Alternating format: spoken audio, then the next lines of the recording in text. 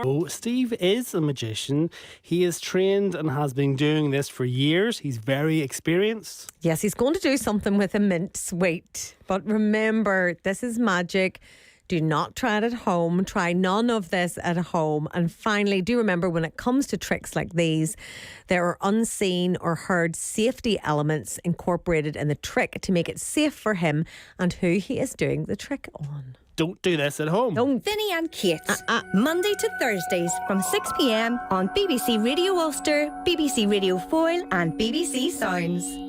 Master magician Steve Spade is with us. Steve, you're very welcome. I hear you're a kind of dangerous man. Is that fair? At times. Thanks for having me. He is dangerous. I've seen a stunt he did. Right. And it scared me, Vinny. Good. To my core. You're a good man to have around. You're going to do some special tricks for us? I was always thinking, like, what works on radio? It's like a hard medium. I have something for you. Not that scary. Oh, okay. Here's a Tic Tac. Thank you. Take one I was out. thinking. Oh. Yeah, just one from me, whichever one.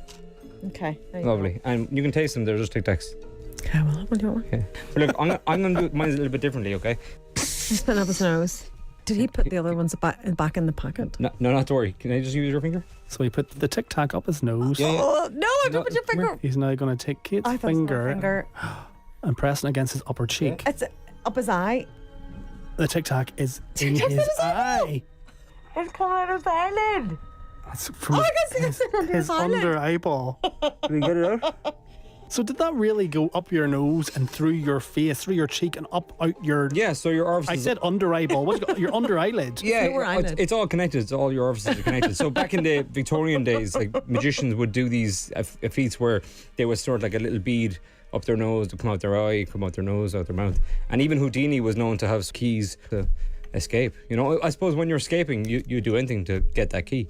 You had a key anywhere. I do it a lot. It hurts though. Where did this love of doing this come from? Like, how do you start off with this kind of career path? Yeah, I think my uncle was a magician, so I suppose when I saw him perform, he's a doctor, but when I saw him perform, it was the reaction he got from people is what kind of inspired me, I guess. And then, I mean, I was just a kid, but like I was like 3 to 5, I was getting like magic sets, and they say you don't get into magic, that magic gets into you, and that's kind of what happened, you know. And then I suppose through school, through college, I was just always performing, and then the escape stuff started happening. Around 8 or 9, I remember watching the Tony Curtis Houdini movie with my dad one Christmas, and I watched that movie, and it was all the escapes and the straitjackets and all that, and it was more the kind of danger side of magic that kind of appealed to me then. So it's not always just the danger element of it. This is the kind of mystery that you enjoy. Yeah, absolutely. It's trying to fool an audience and entertain people. That's it, yeah, and that's kind of what the show is as well. That kind of crossover of like it's magic that it's older magic now, and it's magic that's lost to time. No, your magic has obviously massive range, and I just know that because we've seen the trick with the Tic Tac here in front of us. But the first trick that I saw you do was in a caravan park on the north coast 5 years ago. That was a challenge escape. So he was inside a caravan, and above it was a shipping container. Yeah, and we primed it with explosives as well. Yeah.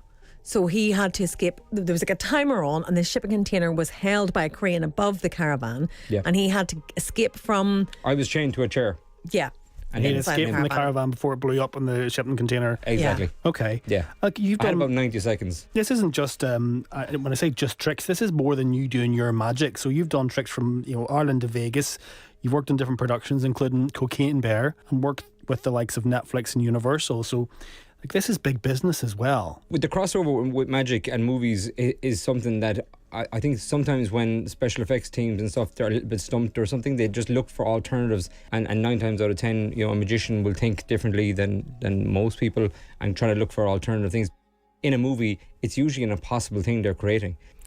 So you're going to be in the Riverside Theatre in Coleraine on the 16th of October, Lavery's in Belfast on the 25th of October. If you want to go and see Steve live and in the flesh, he's not going to drop a caravan on you. No. What kind of magic can we expect at the show? Yeah, so there's magic, there's illusion, escapology, hypnosis. There's a trick that can't be explained that we found in an archive from Howard Thurston. So, yeah. Do not try this at home. Steve is a trained professional. Inside this bag, there are 4 wooden plinths, and they're all the exact same, except one.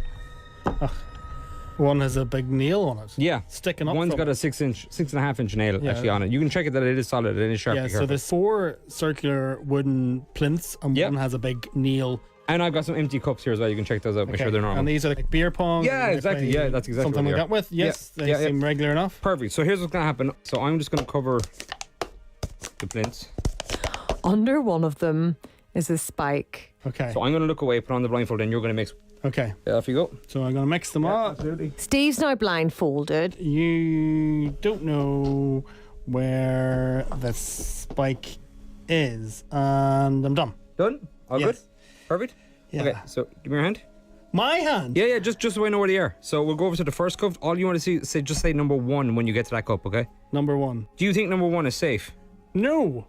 You sure? No, I don't think any of them are safe. Well, one of them is dangerous and 3 isn't. So you're going to use your gut intuition. He is still blindfolded. I'm still He is completely hovering blindfolded. my hand over these cups. So is it in here? Do you think it's safe? No, It's not safe. I don't think any of it's safe. Do you think this one is safe though? Trust your gut. No. So that one's dangerous. Go away from that one. Then number 2. Do you think number 2 is safe? No. No. What about number 3? No. Okay. What about back to number 1? Do you think number 1 is safe? He's now going to push Vinny's hand down to squash the cup below. No. Put your hand down on number 1. No, God. It's okay. It's okay. Relax. Please. Do you think it's there? No. Yes. You do think it's there? I don't know. No, I don't think it's there. Oh! Okay, good decision. Great. We'll move along. Good. Number two. I'll do this one, I promise. Number 2, number 3, number 4. Where do you think it is? I'm going to say it is here. It is here. Okay, stay over 2, but don't push down it, okay? So 3 or 4. You don't think it's one of these. Okay, no, I don't think it's one of them. So which one do you think it's not? I think it's not number 4. Number 4? Yeah. Am I over 4? Yes, you're over 4. Yeah. Away. So if 4 is safe? Yes. Oh! Good. Good decision. Okay, great. So now it's 50-50. Yeah, so there's 2 cups, red cups. upturned. Absolutely. One is over a huge spike, and he is hovering my hands above them now. Perfect. Your heart's beating pretty fast, but you're okay. Of course it is. Just relax. Okay, good. Now you're going to trust your gut. Okay, this is exactly what I do when I'm in a I do not tricky want situation. to tell you what my gut is telling me right now, Steve. but One's it just is going to not feel telling me to one's trust you. going to feel more correct than the other one. It's just going to be a kind of a feeling that you're going to have. Is it in this cup that we are on or the other one? If it's in, we're going to switch. My brain is telling me it's in the one that my hand is hovering over, wherever that is. You move it again, I'm going to think that too. I think this one is safe, so we're going to go with this one. See, was it there number 2 the whole time?